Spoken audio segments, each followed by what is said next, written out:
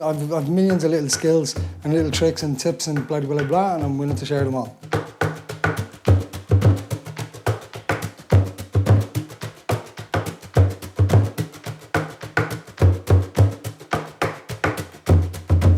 A variety of things. I can show you that this is probably interesting because this interests people a lot because I get to have a bit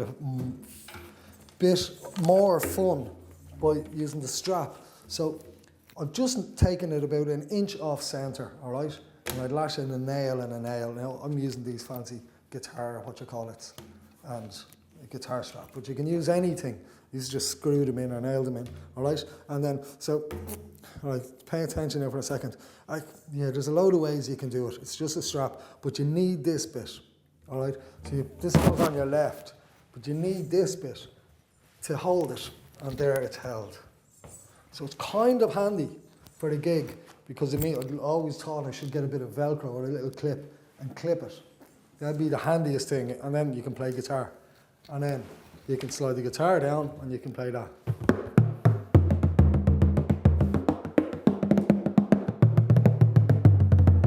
Handy because it means you can groove again. You can actually get into a groove physically, much better than in a chair, I think. But you don't have to be holding it up. I suppose it's just like with a guitar. You don't have to hold it. When you haven't got a strap, it's kind of awkward. You keep moving your leg or anything, you know. So, shin shin.